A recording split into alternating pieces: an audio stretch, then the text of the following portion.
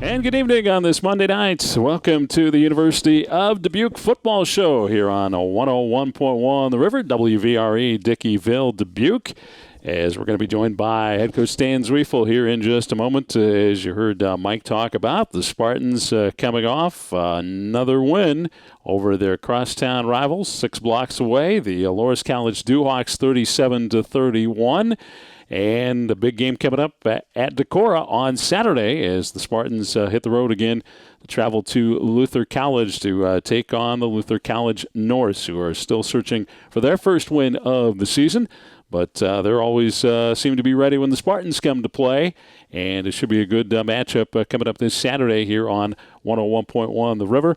A lot to cover with Coach Zwiefel. Of course, that big win, as we talked about, where the Spartans were able to go back and forth a little bit with the Dewhawks, and then some big plays in that game helped push them over the top. And so Coach will talk about that. Also later in the program, we're going to meet another assistant this evening on the UD Football Show, Kyle Malloy, a first-year assistant on the defensive line. Boy, that defense has been real sound, and Kyle has had a hand in that this season. Helping produce what's been a stellar defense for the Spartans here over this winning streak, especially for them here as they've gone to 4-3 now on the season, 3-2 in the American Rivers Conference. So, as I said, a lot to discuss.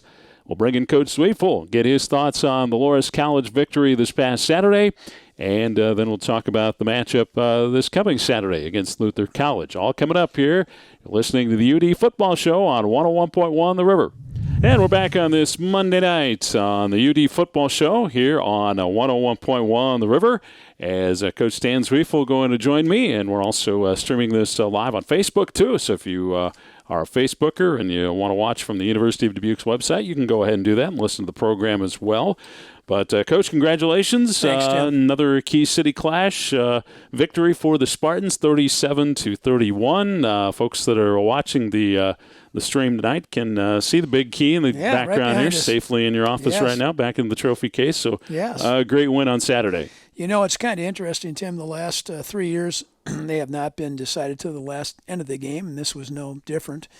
I gave Coach Helminiak a great compliment after the game. I thought they were well prepared, and they played well. And it was a game that really was decided by big plays throughout the course of the game. You know, when we got the Josh Strauss, we got a block punt that crossed the LOS, and Josh Strauss really had his antenna up and ran it in for a touchdown, for a punt return for a touchdown.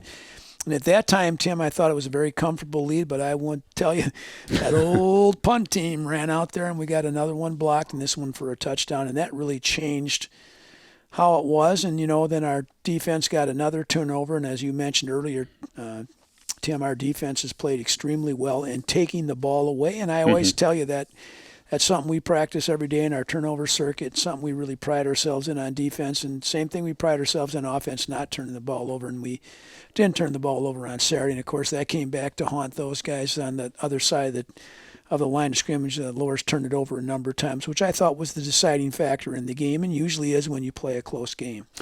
And the weather did have something to do with it. I thought really the weather affected the kicking game. We blocked a punt, they blocked a punt. We missed 2 extra points. The kicking game snaps and so forth were affected by that. And, you know, at the end of the game there, I went for 2 points, and the chart said go for 1 to put us up by 12, and we were up by 11. And our long snapper broke his thumb, so he's our second long snapper, hasn't snapped in a game yet. Things were just, oh man, they felt like, whoo, let's not try a kick anymore today, because I feel like they're going to block it and run it back, and now it's a 1-possession game. So we went for 2, and we were both successful on both of our 2-point attempts. So we got back to where we were, Tim, on that, so that was good. But it was a really interesting game, and most of them the last 3 years with those guys have been interesting. But that's 9 in a row, Tim, and you got to be, oh my gosh, 9 in a row is a lot of wins over a course of the time that we've been here, and we've been very fortunate to be very successful against them. I want to talk a little bit more about the defensive effort, those 4 interceptions, and maybe the week before you didn't take advantage of all of those turnovers and put points on the board, but you did this time. All 4 of those interceptions turned into points. And that's what that really decided the game, as we mentioned. And you're right. We have been outstanding in being able maybe to sack the quarterback, but I don't know if the sacks have been the lead. It's the pressures that they have and how people are trying to defend the pressures we're putting on folks. And we hurried the Central quarterback into a lot of bad throws, Tim, which we talked about last week. And we knew the Noah coming in this week was going to be an awful hard guy to defend on his legs. So we did a couple different things with our defensive line and a spy technique on him. And although he had his yards, he didn't hurt like he had hurt some other folks the week before to make third down play stay successful. And what happened the week before when he scrambled, people would come out of coverage and he threw it over the top. We stayed in coverage and made him take the runs. And I think in the long run, that plan for us really paid off. And so we got the interceptions. We played very well. We defended a lot of passes. I was very disappointed in some of the pass interference calls we got. We discussed that before we went on the air. I thought that was not the correct call, but again, you don't get to decide upon that as the coach. Obviously, the official does, and he saw it a different way. And we had 110 yards of penalties, Tim, and I think a lot of those penalties kept their drives alive and gave them some points, especially the 2 long pass interference calls. But overall, you got to feel real good that I told you when we were 1-3, man, I felt like I was in a deep hole, deep well, and we're trying to climb ourselves out of that. We put 3 games in a row winning in conference, and as we talked before, 1 was Central undefeated when we played them, 1 was was undefeated when we played them, and now Loris, who would the week before had really done a great job and scored 55 points. So I feel like we're getting better, Tim. I still don't think we've played our best game all phases, and hopefully that's going to come this Saturday when we go up to Decorah, but it's nice to have a little momentum on yourself on your side. And as you know, I've talked a number of times, that front part of our schedule was going to be very difficult for us to put 3 or 4 wins together. It just was. You don't. It doesn't show up in the stats sheet as a turnover, a block punt for a touchdown, but they did not. You did not turn the ball over the rest of the game. Good game passing wise again for Sean McDuffie. Pretty accurate day, and to different receivers. Yeah, I know, Tim. I thought he did a nice job, and we had a really nice game plan. Coach Clark and the offensive staff put together a really nice game plan. And one of the things that was frustrating for us in the game plan, we had some guys open on the perimeter where we could have really made a difference in scoring more points, and a couple things happened that we missed those. But again, the last 2 games for Sean has been his best games percentage completion, been his best game with no interceptions and touchdown passes together, and his quarterback rating has been the highest it's been all seasons in game 5 and 6, or 6 and 7, excuse me. So what I would say to you is, I think we've kind of identified what we should be doing, and we've had a change in offensive coaches this year. We've got 2 new coaches that we haven't had before, and I think we're figuring out where our personnel fits together, and we're doing some things. So I expect that to get better as we go on. And in that conditions now, Tim, there were some difficult conditions during the course of the day. It was difficult for both. I thought it affected their quarterback as well as affected ours. But I've told you a number of times, Sean's got giant hands, and he's a very strong-arm quarterback, so the conditions don't affect him as much as it does some other quarterbacks. We talked about the block punt, but still 4 punts inside the 20-yard line, including the one inside the 5 that eventually led to that interception for a touchdown. He really did a great job in placement of our punts. And again, we've had some issues with this, Tim, and it wasn't the schematic. It was a technique error that led to the block punt, and just got to continue to work on that. But he did a great job of flipping the field, which he's capable of doing, and he gets great hang time. And Cullen Brooks has been snapping for us the last 2 games. Luckily, we've done that because Chad Marsh, the young man who broke his thumb, was our snapper. So those are coming together better. Hopefully, we're not going to give up any more of those, Tim, because I might not be living if we do. I'm just not sure I can survive another one. So I'm hoping the players understand when I tell them about the life and death situation that I'm in with that punt team. But we did get the field flipped. He did get great hang time, and we did good coverage when we got her off. Mm-hmm. The punt return for the touchdown, 35 cool, yards. Wasn't it? It was. I don't think I've ever seen anything like that. But we talked about what a heads-up play that was by Josh Strauss, who. So I got to tell you this, Tim. Usually when a punt's blocked and it crosses line of scrimmage, you tell your defense players, disperse, get away from the ball, because the only way the offense, it's a punt, it's crossing yellow skid, it's going to be our ball. Yeah. But that ball hit and then popped up and was kind of end over end, and Strauss told me, hey, Coach, there was nobody there on either side. And so he stepped up and caught it like an interception, ran down the side, and I was like, hey, that's a pretty good darn move for him. But it was exceptionally fortunate for us the ball stayed in the air as long as it did, because it came like a normal punt. The snap was over his head. He mishandled snap, and he was running around, kicked it, and it kind of got tipped and went up in the air for us. So great heads-up move by Josh Strauss, just a great heads-up move. Yeah, no doubt about that. Now with those interceptions, you're +6 in turnovers on the season, and 14 of them on the year. I don't know what the record for the season is, but I think 2 years ago we had 28, if I'm not mistaken. So you got to get a few We've more. been in the top 5 in the country, Tim, in turnover margin since the last 5 years. Like I said, Tim, that doesn't happen by just accident. You protect the quarterback the way you would. You try to get the quarterback to throw the open receivers. You try not to put stress and pressure to put into throw small windows, all those things. And then on defense, you really try to teach turnovers. It's a mindset. It's an ability. And, I would say this to you, and I don't want to just single him out, but Marshawn Crowder. Yeah. Oh, my God, did he put some pressure on that quarterback That on was Saturday. That was really key, that pressure. Oh, my gosh. And a year ago, he got the forced fumble. We get a touch. But I'm telling you, we have an ability with our athletes to put pressure on people, and we examine their protection schemes, and we try to get our guys on the edge, whatever that may be, and we're good at that. We do a good job at that, and we have a number of athletes who, if you don't protect it correctly or keep enough guys in protection, we're going to be able to get after you. So big 37-31 victory over the Duhawks. Before we take a break, just final thoughts on that win. Holy cow, Tim. I got here 11 years ago, and I remember my president and AD saying, do you think you can beat Loris a couple times because it's been a long time? And I said, yep, I think we can, and we'll do our best. And now 9 straight wins later. That's remarkable in many ways, Tim. Very proud of our football team for continuing that streak.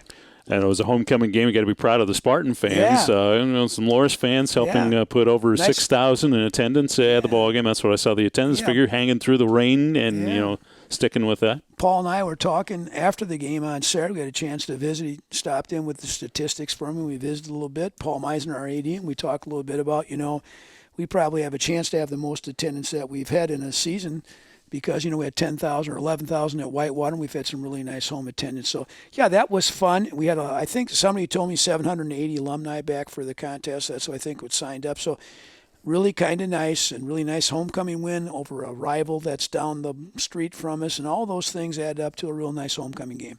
Spartans winners to go to 4-3 on the season, 3-2 in the American Rivers Conference, and now they turn the page and attention turns to the next road game. Next game on the schedule against the Luther College Norse, coming up this Saturday at Carlson Stadium in Decorah. We'll come back and get Coach Zwiefel's thoughts on the next opponent for the Spartans when we return. This is the UD Football Show on 101.1 The River. And we're back here on 101.1 The River as we're on the UD Football Show here on this Monday night. Just got a little history lesson from Coach Z. We were talking about that 35-yard punt return, and you're telling me that 17-yarder we had. But, it's at Whitewater. Those things kind of happen unexpectedly. I don't think you plan. We didn't have any 17-yard punt returns up in our repertoire, but it just happens. And it usually happens on what we were talking about, a block kick, where the punt team is beyond where the ball is. And as I said, most times people are taught to get away from it because the only way the punt team get it back is first touching. But we just were very fortunate on Saturday to do that. It was a lot of fun. Watching that tape on Saturday night, I ran that back a number of times because I just thought, what a great play by Josh Strauss. And you mentioned that 17 yards, second it's shortest, but somebody else that's on the UD staff, athletic director Dan Runkle, he's part of the shortest punt return? Yes, and Ray Smith was the guy that had the shortest punt return in the history of Division I AA when Dan was coaching at Northern Arizona. And Ray Smith was a GA for us when I coached at Mankato, and that's all he ever used to tell me. Hey, I got the shortest punt return for a touchdown in the history of college football. I said, really? He said, 9 yards, beat that. I said, well, boy, I don't know if I can. Oh, wow. So it's a little history lesson there for you on the UD football show this evening. Well, let's talk about the Luther College Norse. You're going to head to Decorah, to Carlson Stadium.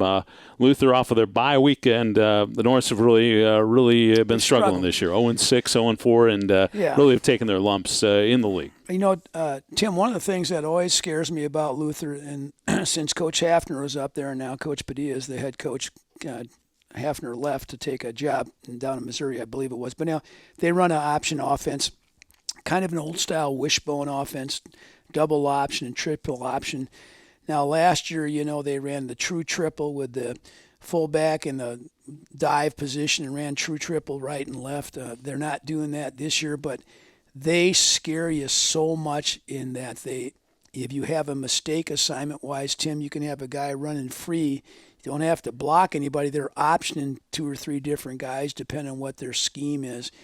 And, boy, that really is difficult, really keeps you awake at night because if you don't play assignment football or somebody goes for the dive instead of the pitch and he was assigned to the pitch or the quarterback, and all those things make a coach stay awake at night because it allows them to have a easy way to score. And they had, I think, close to 470 yards against Loras the week before when they gave up a lot of points. They have been struggling. They have given up a lot of points. That also scares me because you just really feel like this is a game that they're going to come out and play as hard as they can. And, they don't have anything to lose. I know that's a cliche, Tim. I understand that very well. But there's no pressure on them to perform. They're going to try to win a game at home, obviously. And they're kind of like us, Tim. If you look at their schedule, they were very front-loaded on their schedule.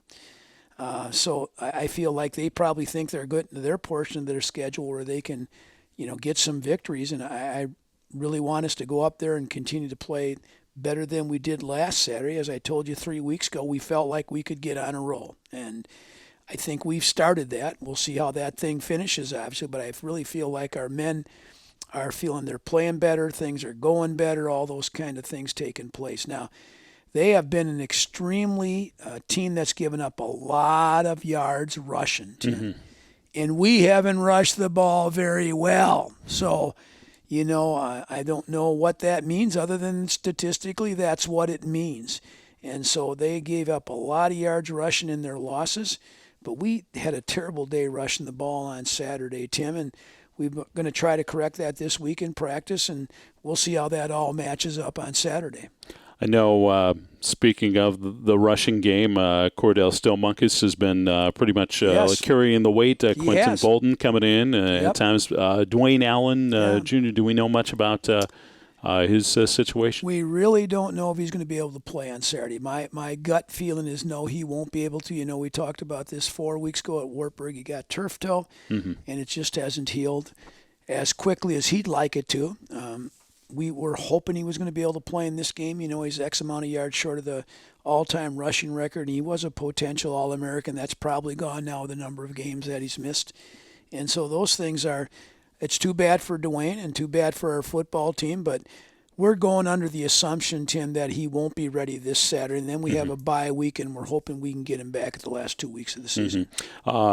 Talked about the Norse. They like to run, of course, and they're averaging 200 yards a game, top rushing offense in the American Rivers Conference. I tell you, it's scary. Tim, I'm going to tell you again, no matter what you say about him being 0-6 and all those kind of things, any team that can rush the ball can stay out on the field. And our losses to him, Tim, has been our inability to get off the field and not get our offense on the field. They have that same kind of ability to do that, to have extended drives of 14, 15, 16, 17 plays.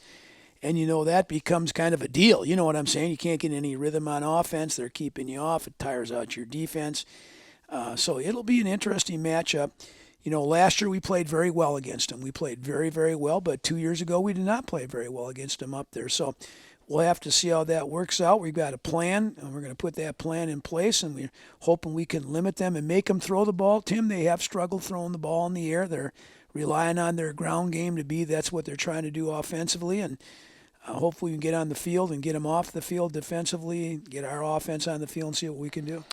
I would imagine this is a big week for your scout team to prepare you for that opponent. You know, Tim, we've talked about it before. It's almost impossible to get the kind of look you're going to get from their offense. So what you really try to do is get as many reps as you possibly can at what they're doing. So the scout teams are immensely important, Tim, and also the trying to get them to work at game speed. You know what I'm saying? Because when they run the option, it's different than how you practice it. And then the blue turf. That's a little different in college football, no doubt about that. There's red turf somewhere. Eastern Washington. Yeah, Eastern Washington's got the red turf and a couple of blue turfs. Yep, we got Boise with the blue turf. And, of course, they put that first year they put in. They had that phenomenal record at home. I think that was Coach Hafner's maybe 6-4 team, and I think they won 4 games at home. And all I remember when they beat us up to that blue turf, they were kissing the blue turf after they beat us. I'm not sure I appreciated that much, but it's okay. But, yeah, it is kind of an interesting scenario, and it's been a difficult place to play for a lot of folks. So we're going to try to get as much our team prepared for their offense, and they do play a different style of defense, too, a little bit different coverage-wise, and playing like a true pro 3-4 team with an extra safety. And so it'll be interesting. I think we'll be prepared, Tim, and, again, I think we're feeling that we're starting to get better. We're starting to play better.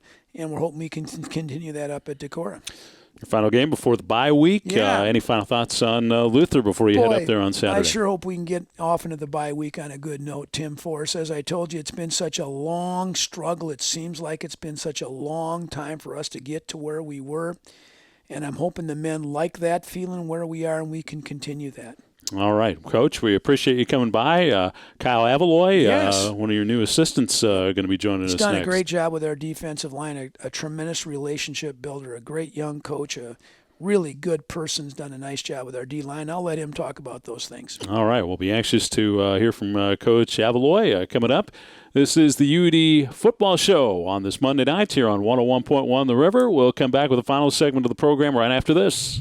And we're back on the UD Football Show here on this Monday night here on 101.1 The River. And a lot of Monday nights, Coach Sweef will let some of his assistants come over and do some talking with us. And we're going to talk with Kyle Avaloy, new assistant on the UD staff. And Kyle, thanks for coming on the program tonight. Hey, thanks for having me today, man. Well, it's great to hear from all the assistants, get their take on the season. And first of all, why don't you give us a little bit of background? You haven't been coaching long, but your playing career, you had a pretty good playing career. Right. So let's see, where I can begin that. Back in 2012, signed at Illinois State. Played for 4 years over there. Dan Clark was actually my offensive line coach over there in Bloomington Normal, and had a pretty good run over there. We won 2 conference championships back to back.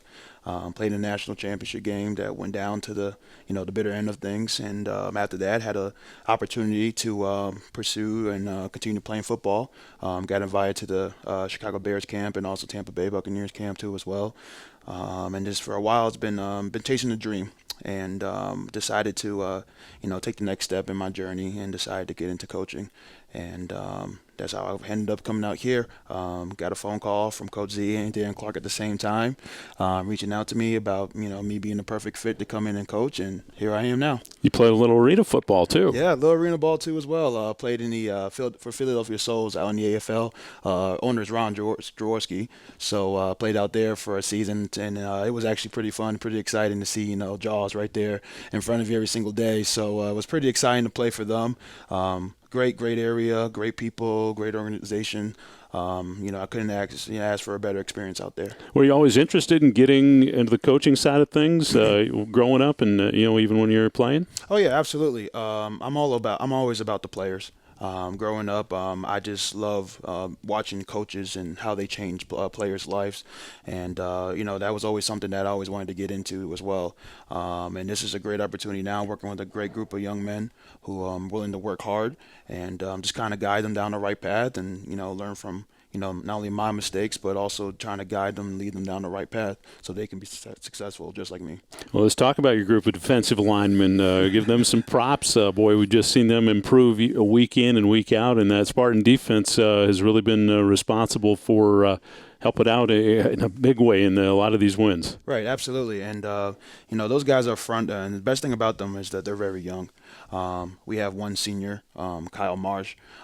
He's a great leader too as well. But the younger cats, the Danny Pertella, Corden Adams, Anthony Love, Ramsey. Those group of guys are right there are the key and the heart and soul of the D-line, and those guys are very, very talented guys. And I don't think they understand the potential that they have for the rest of this season, but as well as later on down the road too as well. I see a lot of good things out of them. And like you said, each week they have been improving, consistently, and it's great to see that these guys actually care, and they're willing to do whatever it takes to push themselves to be better. And I'm glad and I'm honored to be their defensive line coach. This past game was huge to watch those boys play up front. Just watching the physicality and just the competitiveness of those guys, and just watching them getting after those boys up front was a real honor for me to see that these guys are actually out here doing their things possible to come out with the W, and that's what we did. So as the season's played out here, where have the areas of the most growth been, the most improvement you've seen from your D-line? Definitely versus the run game. I feel like we've been doing a better job of holding our ground within the run games. Watching the film and, seeing in person too as well. You kind of get to see a lot of offensive linemen standing up and being stalemated at the line of scrimmage, which was good to see. At first, at the beginning of the season, we kind of struggled holding our fits and holding our ground within our position, but we get the week. We just kept on working on it, and the proof has been shown right there on the field, and we were willing to pull this off and doing great things up front. So it's good to see these guys, doing the little things right. And that's something I always preach on. Hey, guys, you got to do the little things right in order to be successful on the field. And I feel like these group of guys are starting to realize that that's what it takes. And right there, like I said before, just the proof is in the pudding. So they're doing their jobs, they're doing their 111, and they're getting better and better each week.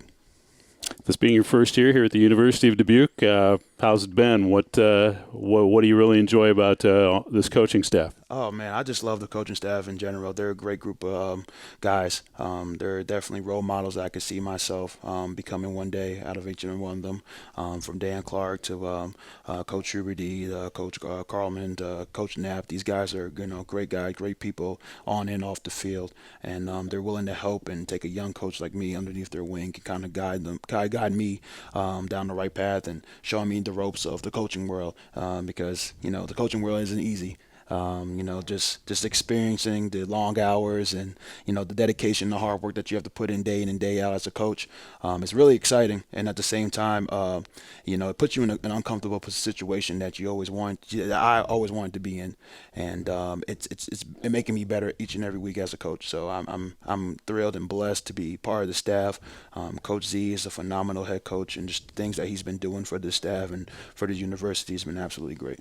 Kyle, it's been a pleasure meeting you on the program tonight. Thanks for coming over and sharing your thoughts, and best of luck with that Spartan defense coming up Saturday and the rest of the season. Absolutely. Thank you for having me. All right. Kyle Malloy joining us on our UD football show here this evening, and time is up. We are done with another UD football show on this Monday night.